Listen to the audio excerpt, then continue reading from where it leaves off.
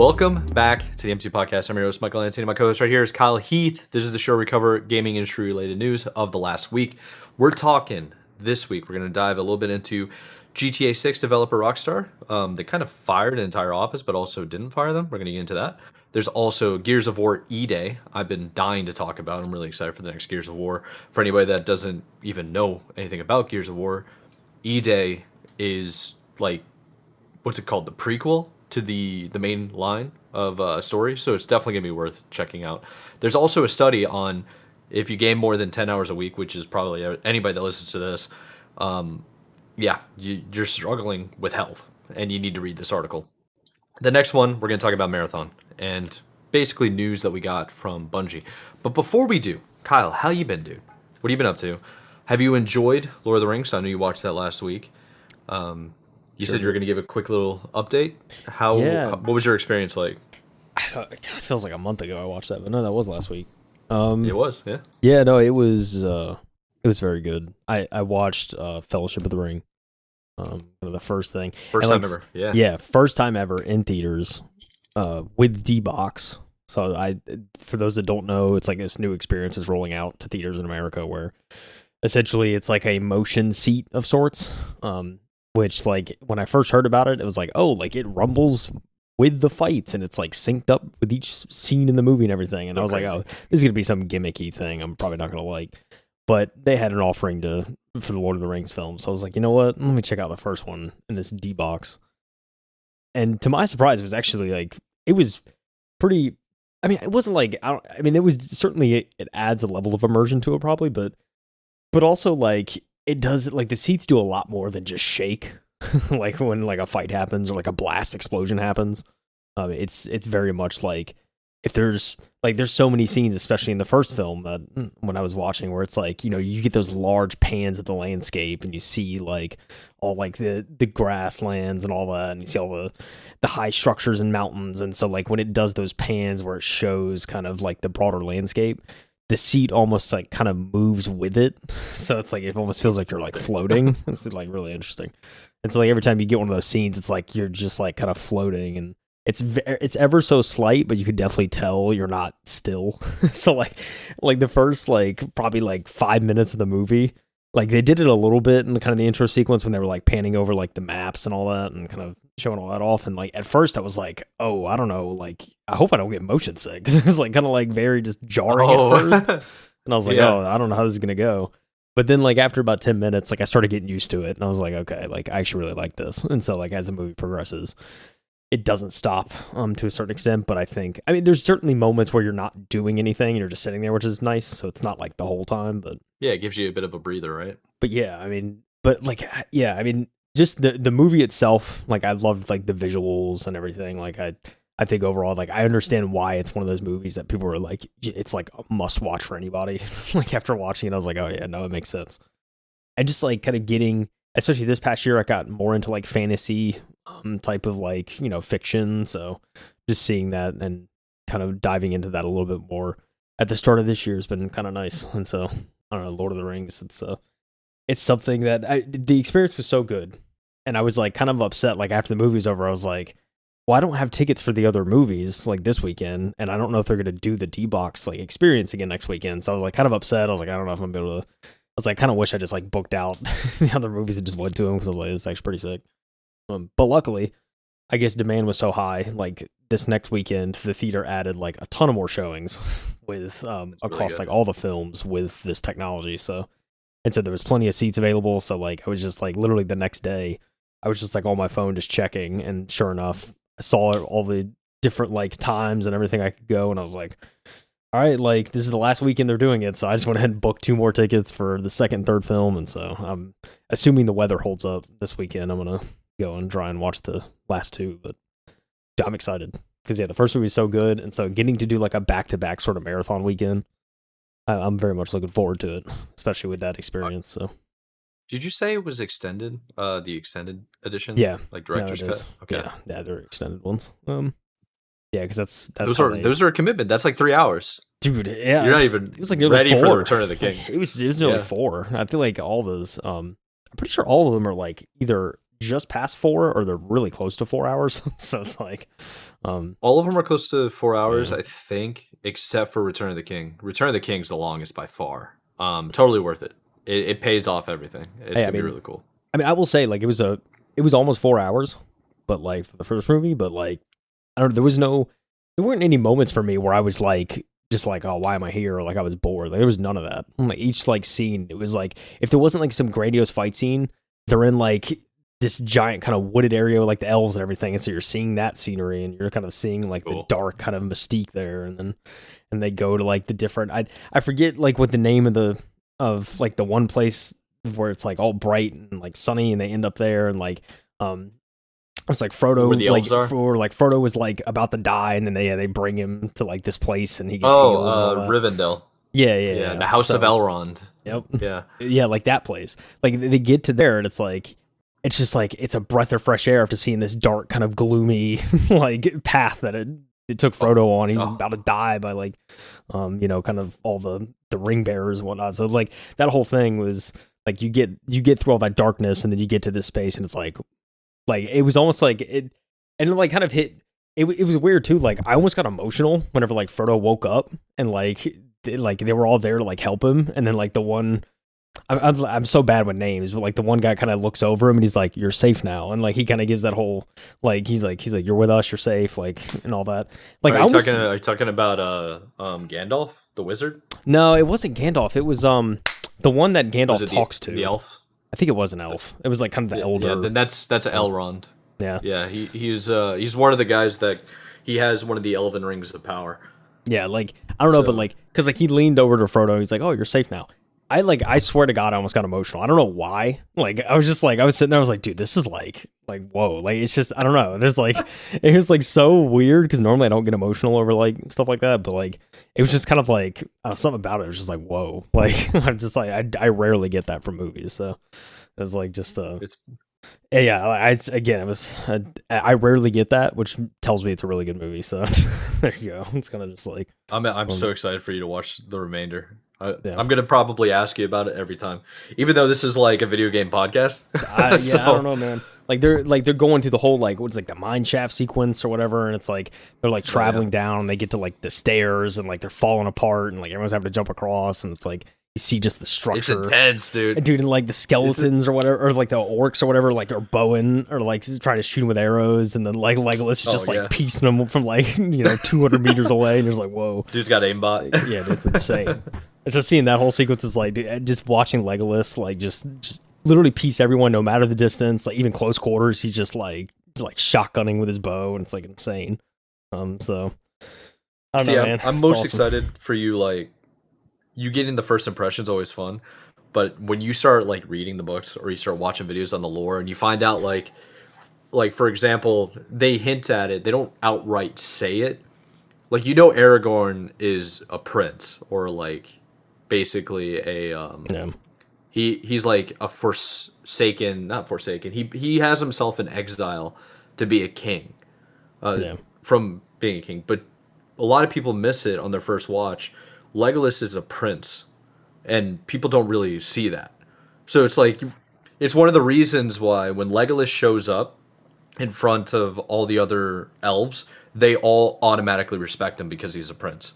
Yeah. And because he does the shit you're talking about, where he's like he's lasering across the map with a bow and arrow. He's got skill, like whoa. Yeah. Dude, it gets even better as it goes on. Like you get to see some more skill out of these guys, and you get to learn like who each of them really are. It's pretty sick. Yeah. It's pretty sick. Dude, yeah, it's I don't know, man. Like, yeah. It was phenomenal. Like I said, I think I literally like right after the movie, I'd like sit in the group chat message and like I was just like, I have no notes. Like I was just really good. Like it was everything like and more that I was expecting. So I suspect nothing less from the final two films. So I'll be sure to give my reviews. But yeah, dude, yeah, really good. I feel very like fortunate that I get to see these for the first time in theaters. Like I feel like it's the proper way to see them. So it's like, yeah, I don't know, dude. It's like I feel like I had to take advantage of like this 25th anniversary showing they're doing. So yeah, no, I'm very much looking forward to it. Yeah, dude. Yeah, like I don't know. I watched that first film. Got the next two lined up. Outside of that, I've actually. I don't know if I actually talked about this on the show. Again, it's not really video game related. I won't spend too much time on it, but I did start watching The Boys, like, kind of over the break of the podcast that we did. Yeah, nice. I started watching like Gen V and that whole thing. Because like I had a buddy that was like, recommended forever ago. He's like, dude, you should watch The Boys. And like at the time, I was just like, I wasn't really in the mood to watch his shows. I just never got around to it. But That's like, fair, yeah. But dude, I got into it, man. I started watching it, dude. It's crazy. It's outrageous. I have binged probably like, I mean, I binged the whole thing at this point, but like literally within like 3 weeks, like I've watched all of it, The Boys, all of like the Gen V kind of side show and everything, and it's just like, and now I'm ready for season 5. So it's like in 3 months I'll be like, I'm already caught up and ready to watch that. Yeah, dude, no, that's another really good show, and yeah, dude, it's like I looked. It's so funny because I looked up one of the actor that plays Butcher, Carl Urban. Like I looked him up because I was like, he's got to be from like Australia or something, like his accent.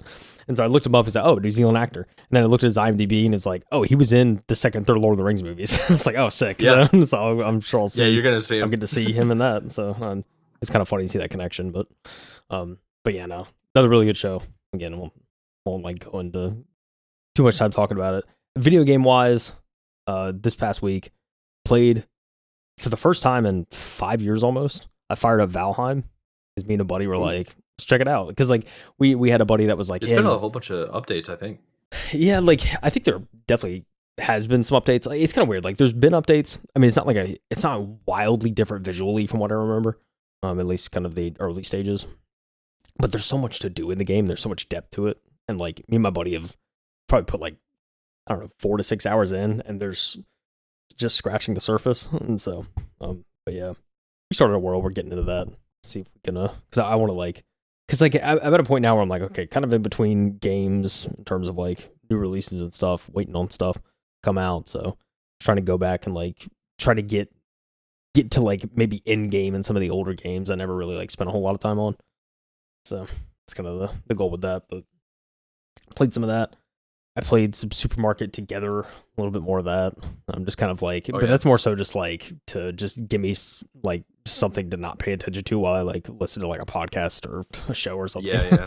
It's kind of just like, I don't know, occupy my nice hands. Little like a filler. Yeah, it's just like the filler game right now. But I mean, I do eventually want to get back to like Clair Obscur and play that. But I know that's something I wanted to devote my whole attention to. So I'll have to pick some time blocks to like dedicate to that. And taking that story. Problem is just not having enough time for all the good games out. I've been doing just about the same. I've been so busy with work lately that my go-to has been trying to get on Halo. Honestly, I've been playing a little bit more COD, just multiplayer stuff, not Warzone or anything. I want Rank to come out so me and the boys can get together and just start rolling like some stacks together and having a good time. Very excited about that. But you know what I've been watching more than anything is people playing Arc Raiders and what's it called, Delta Force, I think that's the one that Summit's literally playing right now. Yeah, I've been watching him play games, and I've been watching the Burnt Peanut play, who, for anybody that doesn't know, this dude has like he's literally everywhere in gaming related stuff. I think he's on 4 different platforms now. So he's on Twitch, Kick, Twitch, Kick, YouTube, X, and I think those are the main 4. He easily clears 200,000 people a night, every stream. It's insane. I mean, and his chat's wild, bonkers, and he's just relentlessly talented and like entertaining. Yeah. He gets kind of repetitive, but I mean, if you're streaming for 9 hours at a time, it's outrageous. He's also 100% boozing while he's playing too, which is hilarious. Probably, I see like TikToks and shorts all the time of people saying like, you know, it's like couple. It could be like a couple, and like the guy was into like Burnt Peanut, and then he'll like be like, he's like, I got my girlfriend hooked, and like it shows her like she has the stream pulled up on like her iPad or her laptop or something like that, and you're like, dude, everyone's digging in, man. So dude, cool to see. I showed it to my partner, the whole interaction that he was having with like all these different highlights of him. I just love it when he's screaming and cursing at his chat. When he gets like these donos from his chat, and it's just like you're trash at the game or whatever. He just starts screaming, "Burn that man!" Or not burn him, but ban that man, ban him. Just like he's got some good, hilarious get-ups, I think. Dude, he's played with so many people. Pretty funny. He's played with so many streamers. He ended up playing with Jamar Chase, the wide receiver for the Bengals. Yeah, I saw that, and then he funny. didn't know anything about Jamar Chase at all. Yeah, it was hilarious. I have a theory, like my partner and I, we have this theory that he's actually from New Jersey because he has like a New Jersey accent. It sounds like. Yeah, wouldn't be surprised. So we're like, he's got to be, and like the way he talks and the way he like specifically, I've heard mannerisms and stuff coming from him that remind me of people I knew in like Seaside. So it's like, what is going on? Or Tom's River, yeah, for anybody that's out in Jersey. I'm curious where he's from, but yeah, apparently he lives actually in Texas.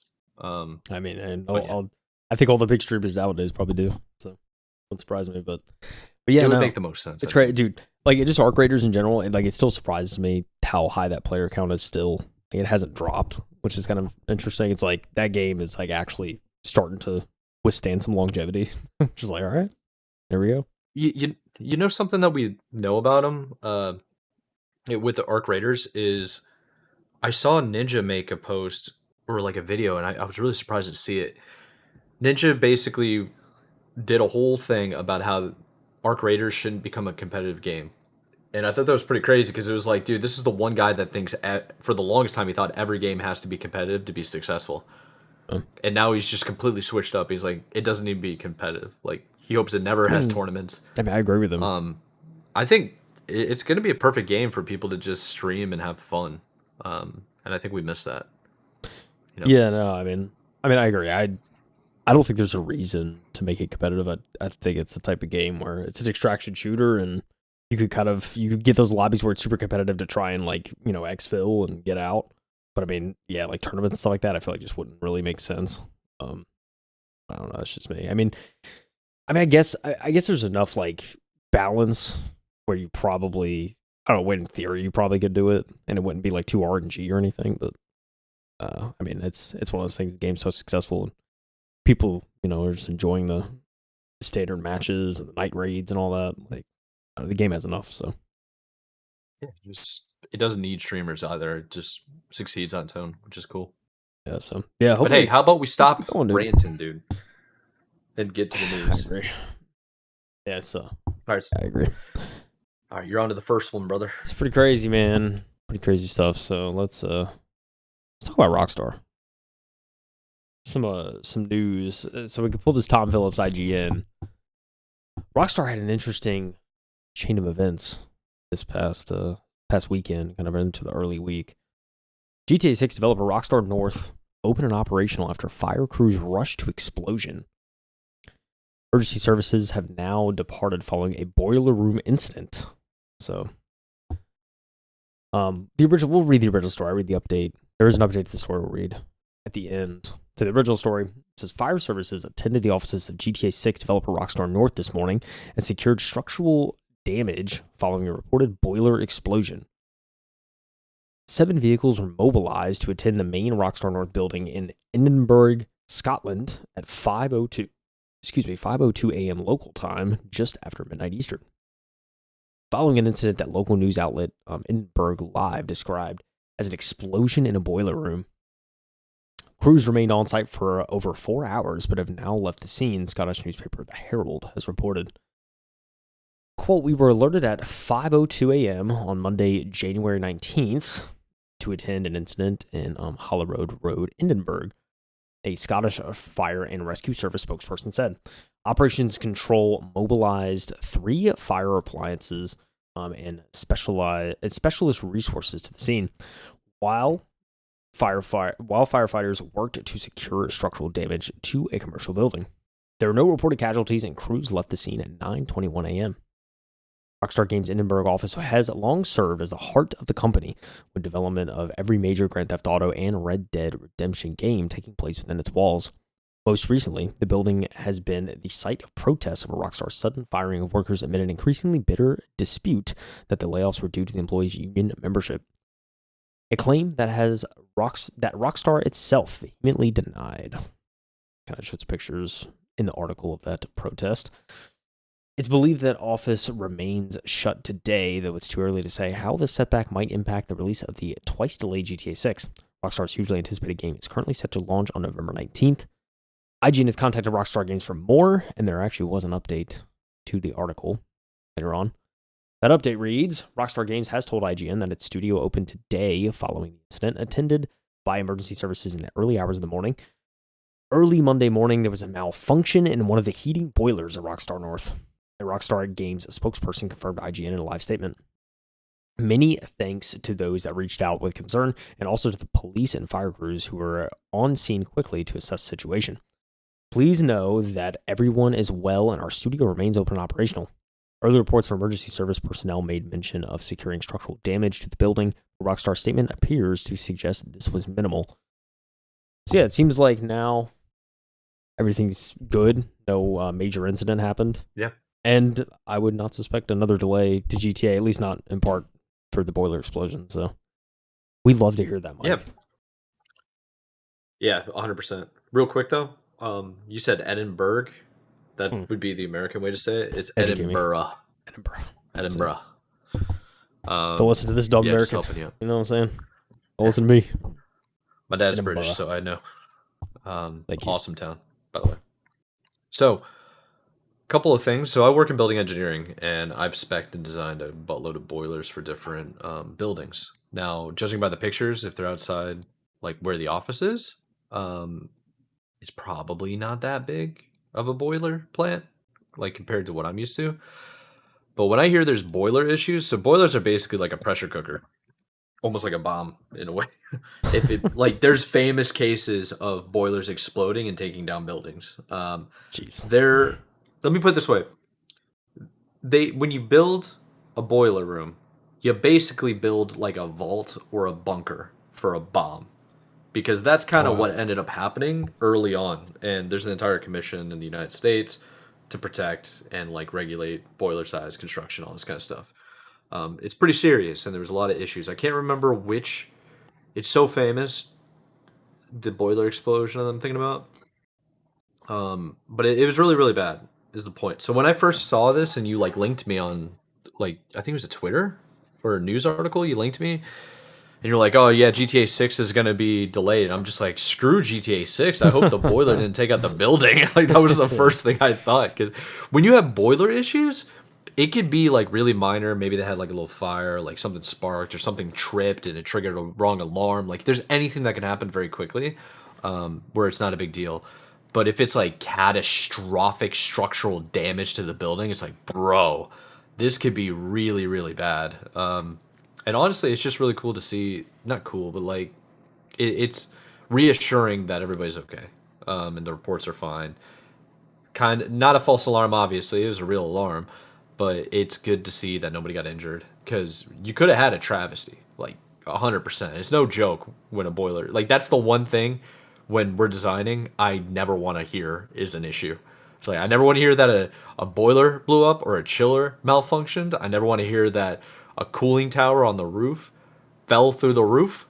You know what I mean? It's like, I don't want stuff like that, you know? Yeah, so that's a little sidetrack of kind of what I do, but I think, yeah, hopefully, yeah, nothing's delayed, everything's fine. It's just kind of a shame that GTA 6 has taken 10 plus years to come out, and when something like this happens, the number one thought is like, damn, the game's gonna be delayed. And not like, yo, are these people okay? You know what I mean?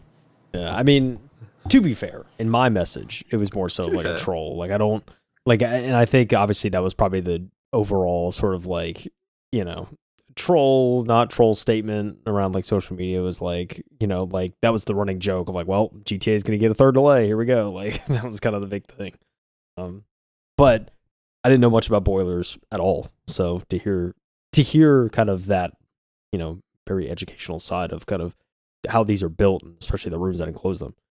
Yeah, I could see why it could be pretty like, you hear a boiler explode, it's like, all right, here we go. Like, so yeah. It is literally, it's no joke. I just typed in famous boiler explosions, and I forgot, but you know how like steamboats used to be a thing? Yeah. Back in the 1800s? Yep. Yeah, boilers exploded all the time. And you're on a boat. The ship. Yeah, gosh. and you're rip. It actually happened in 2003, SS Norway, apparently. An industrial boiler exploded on the docked cruise ship, killing 8 crew members due to insufficient maintenance, leading Jeez. to the ship's decommissioning. Do you understand? God. It blew up in 2003 on a cruise ship, and they decommissioned the ship. Rinsed. Do you Ruined. understand how big, like, and the things here are basically showing, like, massive explosions and complete destruction. Jeez. Yeah, boiler failures are no joke. Just 100% no joke. Yeah, evidently. So it's good to see everybody's okay. Minimal structural damage. So hopefully it's not. Yeah, just a little crack. hopefully not long-standing repairs, but yeah, dude. If No. GTX 6 gets delayed, it certainly wasn't because of this. So it's gonna be, just the fact that the game's probably not content complete, and we're 8 months out. They're okay. So Yep, and they're a-okay. well, 10 months out. All right. Jeez. Yeah, hopefully. Oh. All right. You know what? Next one. Let's 10 months out. Gears of War E-Day, Emergence Day. I'm so excited. For anybody that doesn't know anything about Gears of War, stick around. You've never played Gears of War, have you, Kyle? I don't think you No, I did. don't think I did. Yeah, it's before your time. Yeah, so GameSpot wrote this article. Eddie McCush, M-A-K-K-U-C-H. McCock, I think. McCush? I don't know. Sorry, I have Eddie. no idea. But thanks for writing the article that we're about to read. It's on GameSpot. So it's called Gears of War E-Day, aiming for similar tone and vibes, in quotes, of original games, Dev says. The new Gears of War game is coming this year, he says. Subtitle. Alrighty, let's see what Eddie's got to say. Among Microsoft's new releases for 2026 is Gears of War E-Day. Yeah, a prequel to the original games that's in the works at the Coalition. The Coalition's developer, obviously. Creative director Matt Searcy, has now shared some new information about the game, saying the aim is for the Xbox and PC game to harken back to the tone and vibes of the original games. Speaking to Games Radar, Cersei said, "This is our most ambitious game yet, entirely built from scratch in Unreal Engine 5. The game features Gears' main characters Marcus and Dom battling against the Locust for the first time, as the E-Day in the title stands for Emergency Day, aka the day the Locust horde emerged onto the surface of Syrah. Syrah? Yeah, Syrah. Alright, so Cersei continues. We wanted to build a game that feels like Gears but plays like new. E-Day is a celebration of both the past and what's to come in the future. The developer added that E-Day features touch points in the lore for us to build from. At the same time, the studio said it has enough room to bring new elements and ideas in. E-Day is due to release sometime this year, which is the 20 years after the first game came out in 2006 on Xbox 360. Holy smokes. It's crazy. I actually have it over there on my bookshelf. The game has been confirmed only for PC and Xbox, but it's been reported that the game could also come to PS5 just like Gears of War Reloaded did in 2025. In other news, the next Xbox Developer Direct is coming in up on January 22nd, which will be already out. Thursday. It's already out. It's already out, yeah. By the time you hear us, it's already out. Go check it out. Yeah, do you have any questions about Gears of War, I guess? I don't know. I mean, I don't know if I necessarily have any questions about it. It is crazy that it's 20 years now. That's pretty insane. Yeah. To think about. I've seen It's some been 7 years since the last one came out. Yeah, dude. Wow. No, yeah, that is accurate. I don't know. I mean, it's certainly a series. Like the stories, I think it's worth going back and be playing, and just like experiencing that, especially if one of like see the reviews and old Xbox heads are saying. And it was I think a pretty important franchise for Xbox. So it's definitely something I want to explore at some point. And yeah, just like understand like the Locust. I think that's not what it's called, like the Locust and all that. Yes. So I'll give you a quick little rundown. It's like Emergence Day, E-Day, is when the Locust horde, and the Locusts are basically like a hive mind, insect, humanoid, mole people under the ground that have been under the ground for a very long time. And a lot of different things end up happening to where they emerge above the ground. And once they do, they go to war against humanity. So they're there to extinguish or make extinct, I guess. Extinguish, I guess, can kind of work with that. But basically, destroy all humans. essentially. And there's a whole story. There's a lot of like trials and tribulation that the ragtag group, coalition, the military, that they go through on their journey to try to defeat the Horde. You learn more and more about them. They get stronger and stronger and stronger. There's a lot of crazy stuff going on. The multiplayer is fantastic. But Emergence Day is going to be pretty cool for a lot of people that have never played Gears before. It's going to be, I would consider it to be similar to when Doom was remade and they came out with like the relaunch of Doom. Was it Doom 2019 or 2018? Doom 2016 was the first one. 16, yes. Jeez. Okay, well, Doom 2016 was like kind of the reboot of the old story. Right. And it was phenomenal. And then I loved Doom Eternal as well. And then I've been playing Doom the Dark Ages. I think if you have never played Gears before, this is your opportunity, at least to get into the story, because it's going to be good. I mean, especially it's an interesting concept.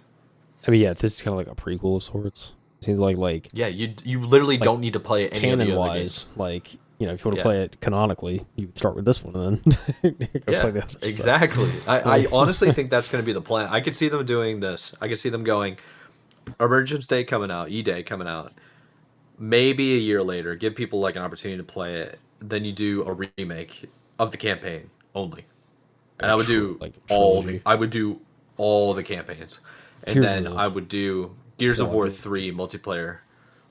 There's still a comp scene in Gears. Make no mistake.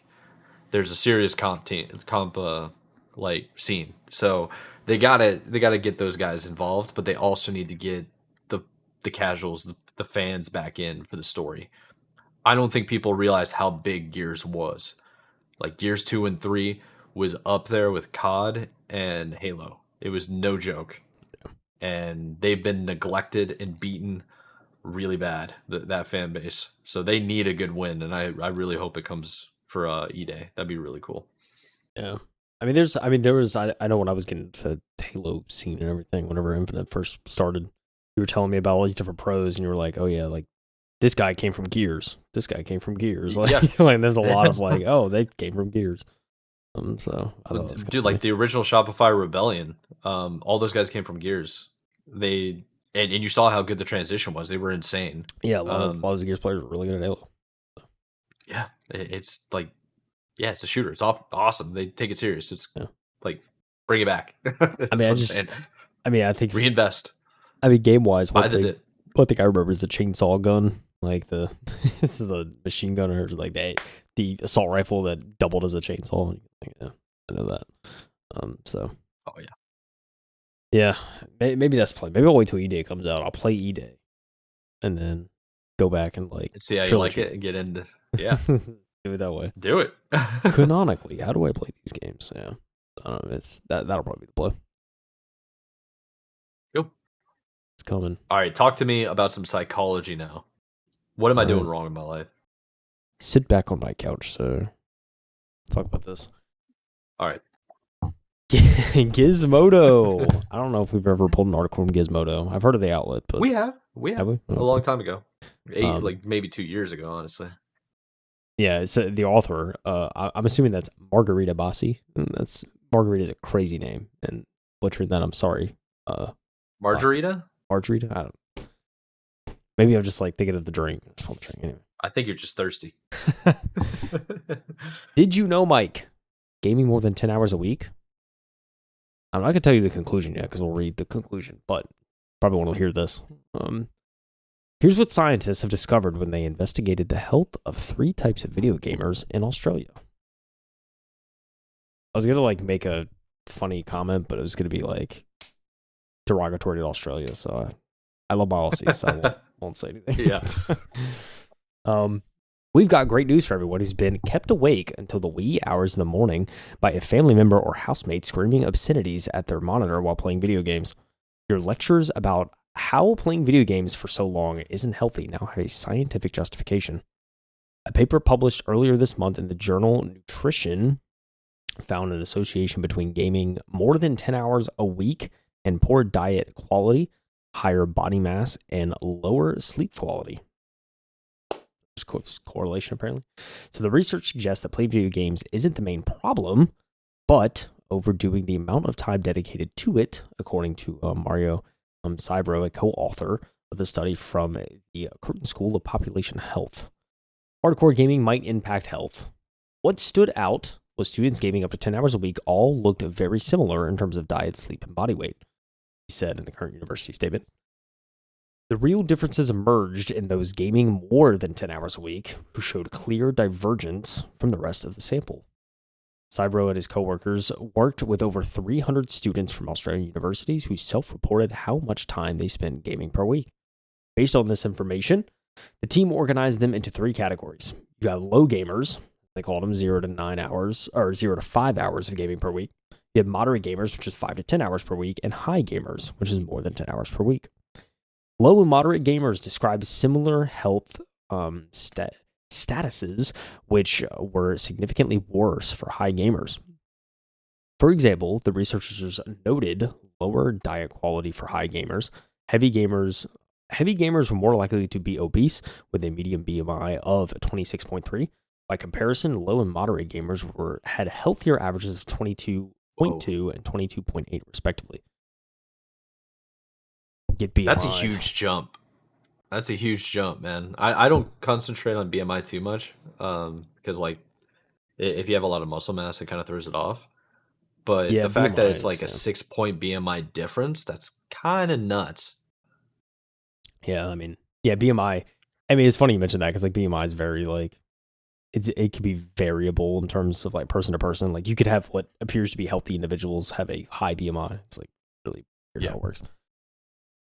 Each additional hour of gaming per week was linked to a decline in diet quality, even after accounting for stress, physical activity, and other lifestyle factors, Cybro explained. Poor sleep quality. If you're trying to argue against your household gamer logging 10 hours a week, sleep quality might be your strongest case.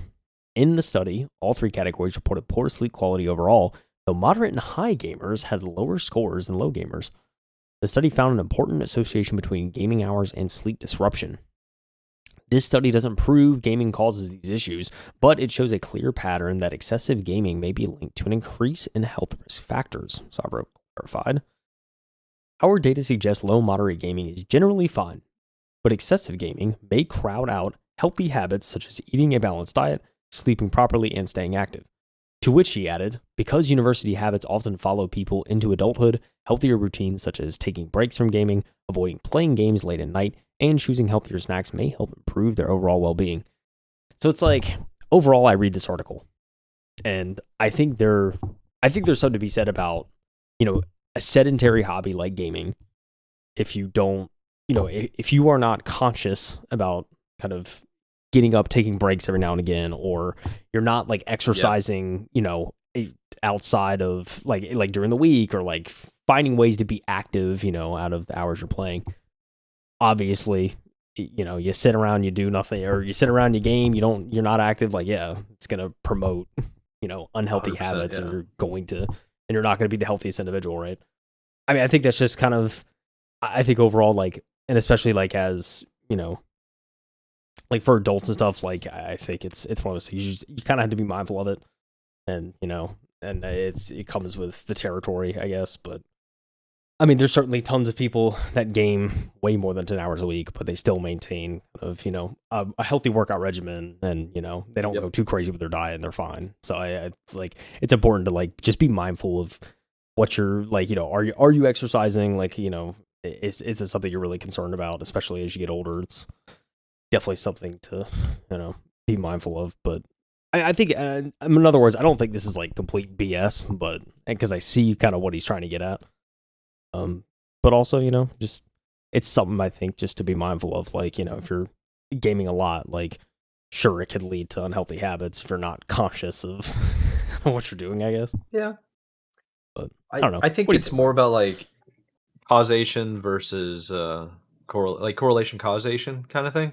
Yeah. Where the primary focus in this article is more related towards obesity or being heavy, and it doesn't make that much sense because I know plenty of gamers that will literally game so much they forget to eat, and they're really thin and they're kind of small. So it's like, how does that work? It's like I don't think they're entirely like. There's not a correlation. I think if you are more likely to be willing to game, then you're probably more than likely willing to skip gym time or going places just because it's like it's a leisurely activity, and if it No. becomes your passion, then why would you do other things? You know, it kind of will just consume your time. It's funny because me personally, I think the healthiest I've been was when I was playing the most amount of video games. But that's because I had more time on my hands to play video games. I had more time to go to the gym every single day, more time to go for a 5K run like every Yeah. day. And when I was doing that, it was like it was a really good routine, and it was like I had way more time on my hands. Now, I don't have time to play video games, and I gain more weight because all I'm doing is working. Yeah. And it's like I'm Well, working stress behind a doesn't help desk. too. So, like, Stress yeah. definitely does not help. I'm stressed out Yeah. of my mind. But I got this new, like, personally, I got a new Fitbit thingy, basically, that keeps track of my heart rate. And it has risen comparatively to when I was running 5Ks all the time, but I'm still have a really good heart rate. So I'm like, oh, thank goodness, because I was worried now exercising would cause heart disease and I would die.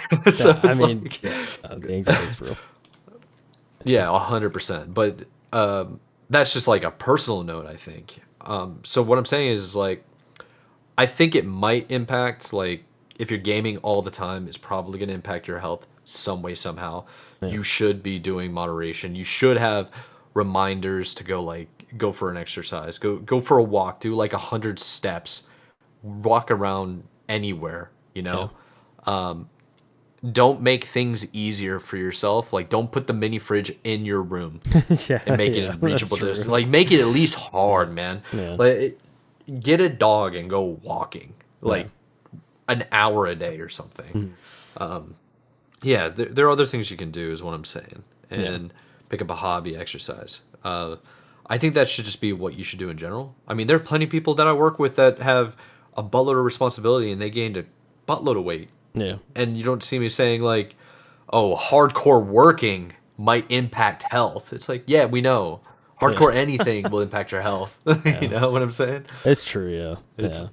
I mean I yeah, mean everyone's body's different too, right? I mean that's a fact. it's hard to say play excessive video games is the reason people are fat. Like I think there's so many other factors On and it's just, yeah, an underrated one that I learned about ages ago is genetics. Mhm. So especially for people that are young, like probably if you're in that age group of like 16 to 26 and your like body fully hasn't adjusted hormone levels and you don't really know, like you don't have a balance on like a chemical level, right? yeah. What you eat can be super reactive to how your body reacts. Like it can Right. impact Yeah. it to a high level. I remember there were people that were saying like their body got used to a diet of fast food, so when they stopped eating the fast food and they went to a healthy diet, their skin like broke out and they Yeah. started having like really bad acne Yeah. because like I your believe it. entire Yeah. chemistry of your body changes. Yeah. Um, these things happen, Yeah. and It's totally true. honestly, yeah. At the end of the day, it's like, okay, cool, scientists doing research and stuff like that. Yeah, okay, I get it.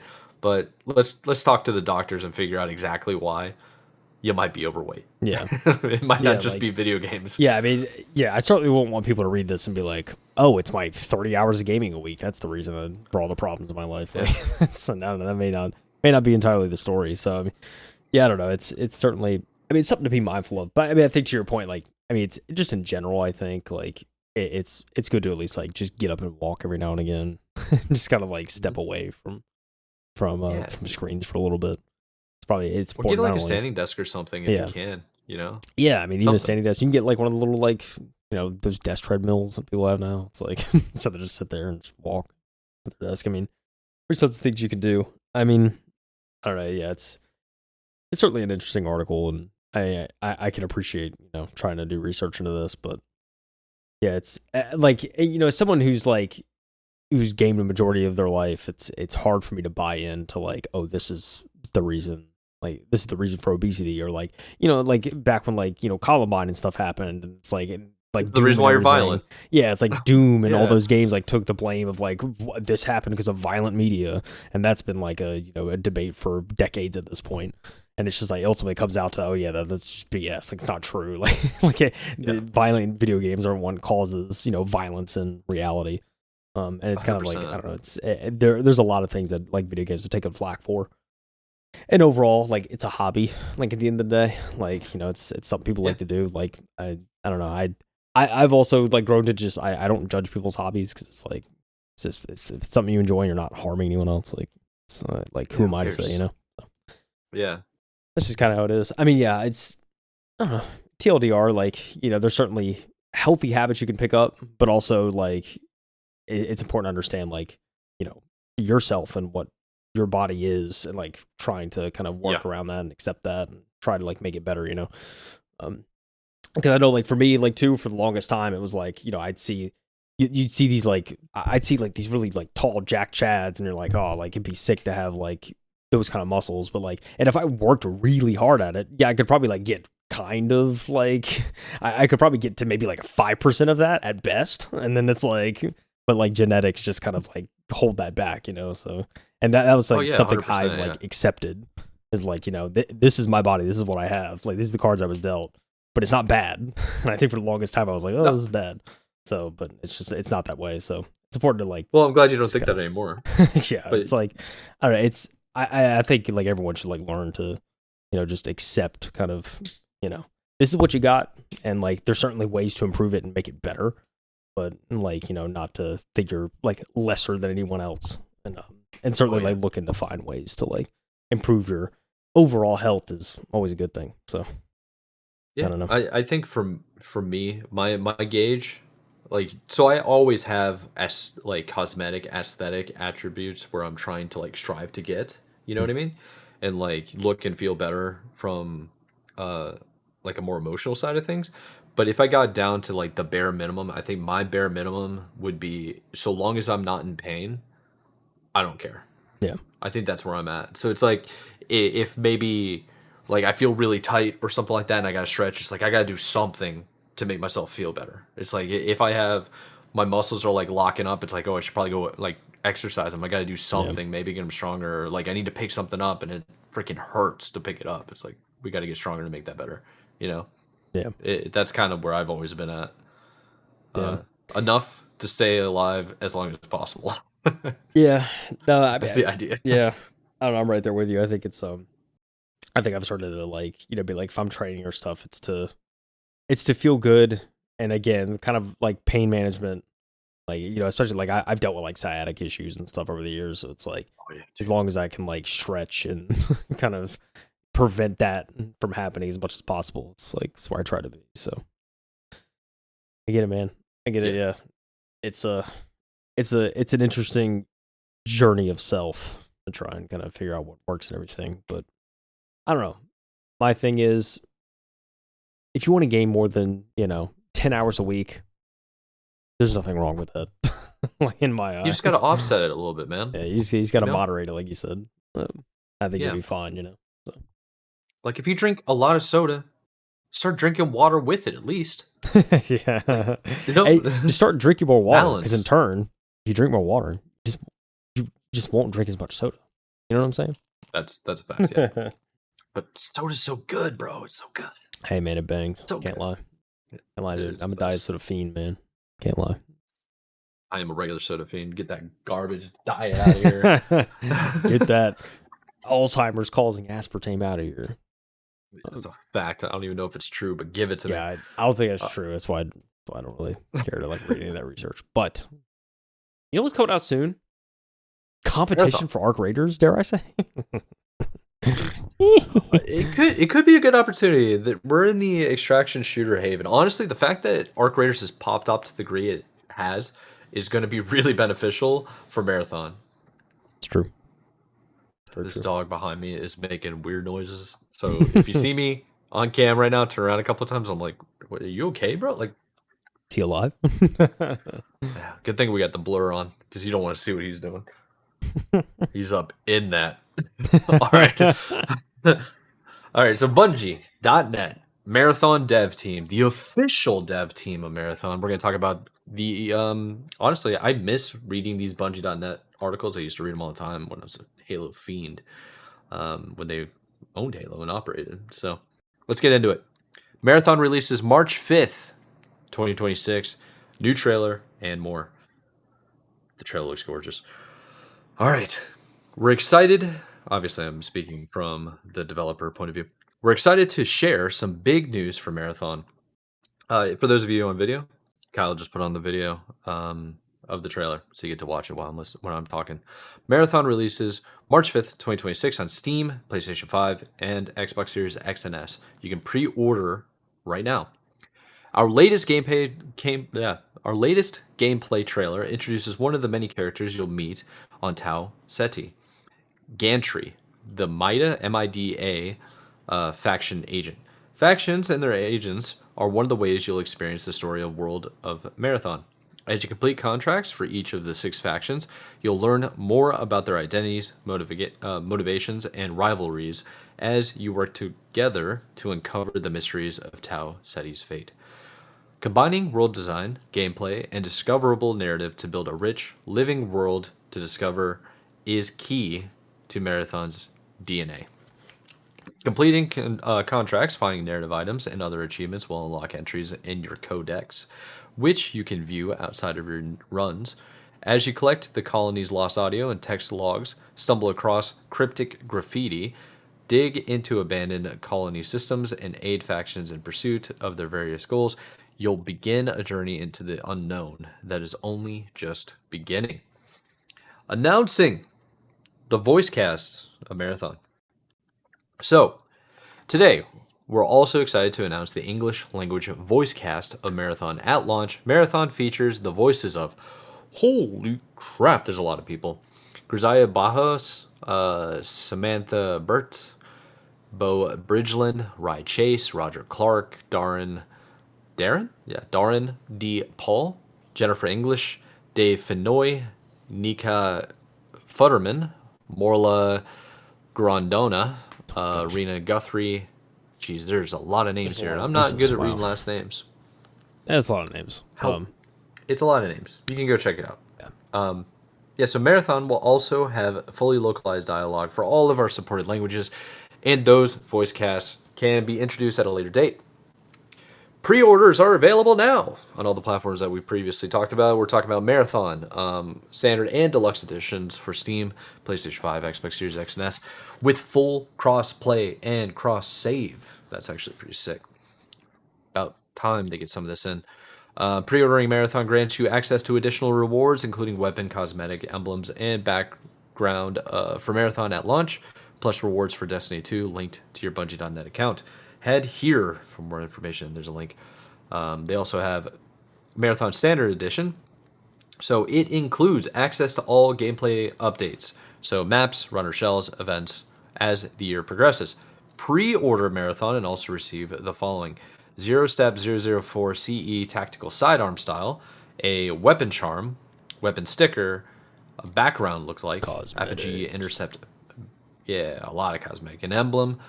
Plus, the following pre-order rewards for Destiny 2 linked to your Bungie.net account would be Echo Type Shell Exotic Ghost, Rover Exotic Ship, Sprinter Exotic Sparrow. So Marathon Deluxe Edition, so the big stuff here. Is there a collector's edition? Yes, there is. Okay, we'll get to that in a second.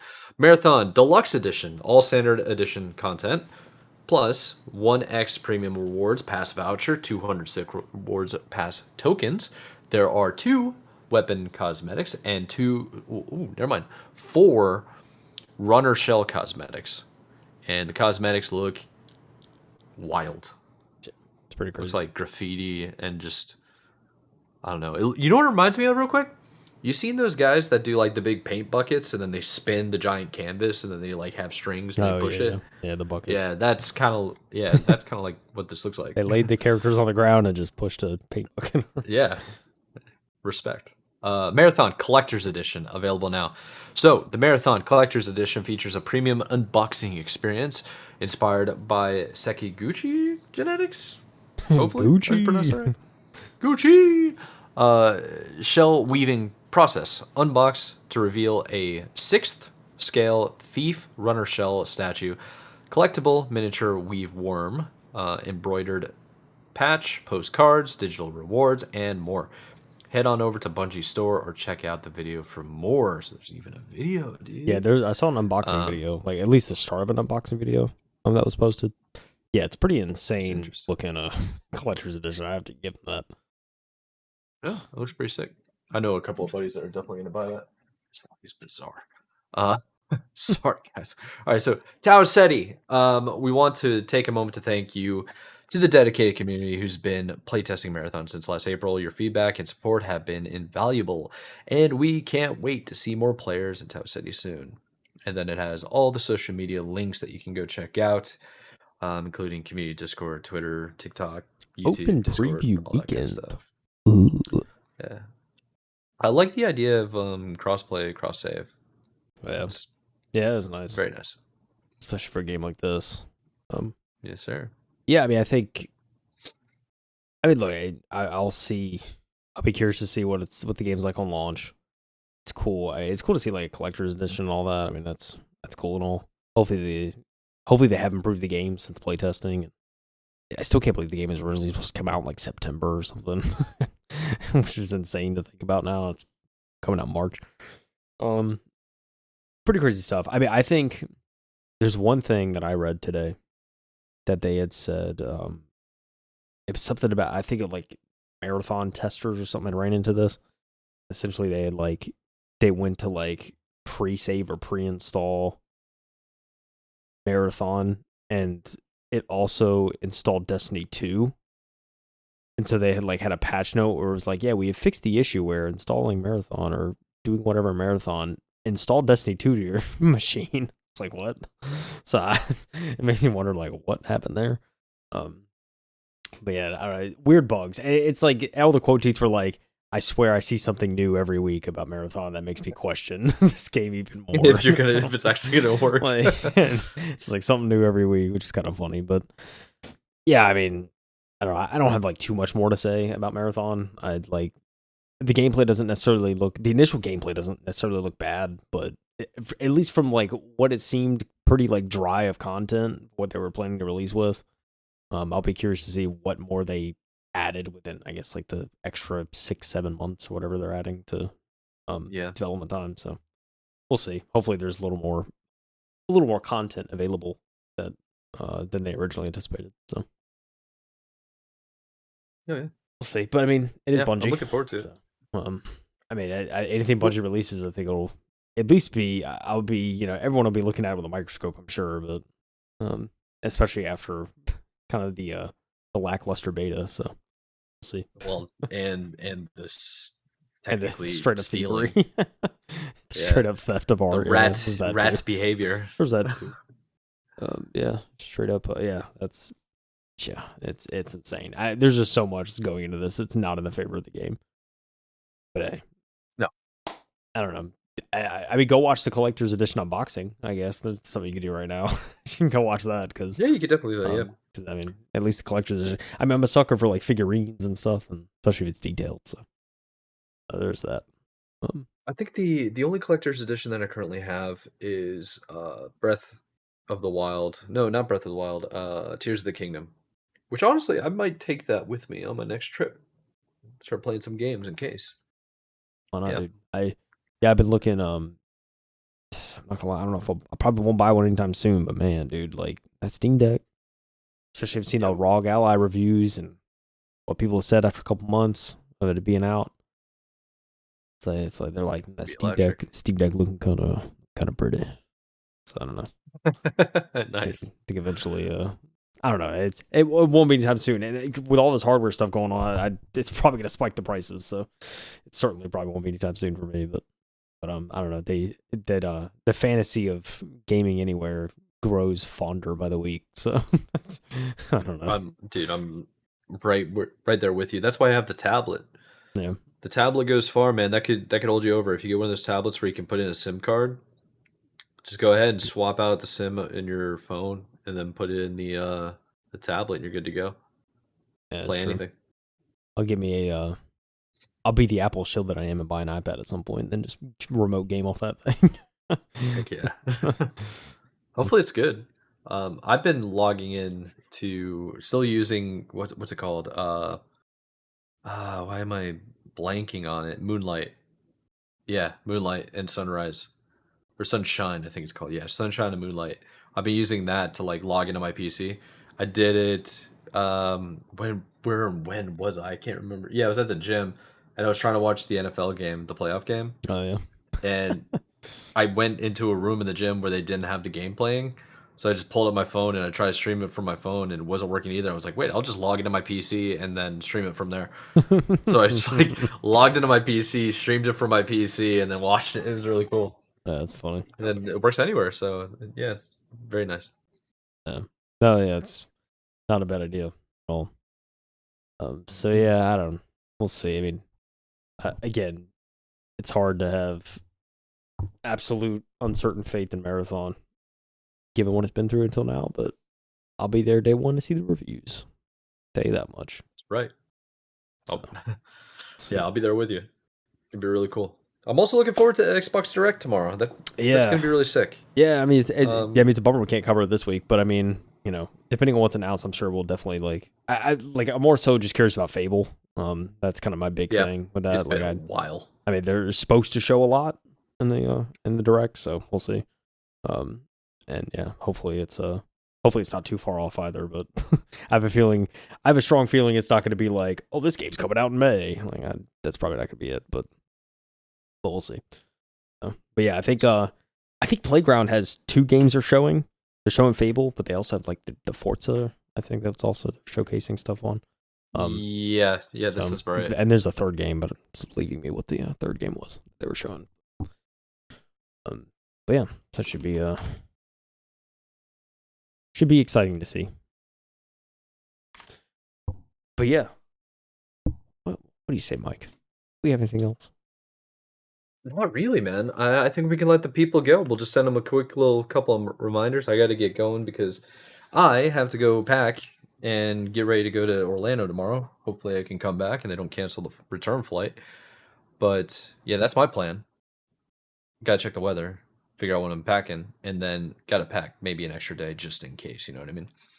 But we'll let the people go. For those of you that haven't been here in a while and you don't remember, we do have timestamps below that you can check out anything, any of the articles, including links in the description. We put them in tiny URLs. Otherwise, they put the freaking whole title, the mammoth of a title, in the URL now. So that's why I use the tiny links. You can go check those out whenever you want. We have social media links as well. And yeah, that's all I really got. Do you have anything? Yeah. I mean, I was reading up the developer direct thing. It's right now it's slated two Playground games, obviously Fable and Forza. Game Freak, I think, is showing a non-Pokemon related IP, so it'll be interesting to see what that is. And then there's rumors of a secret 4th game that's possible.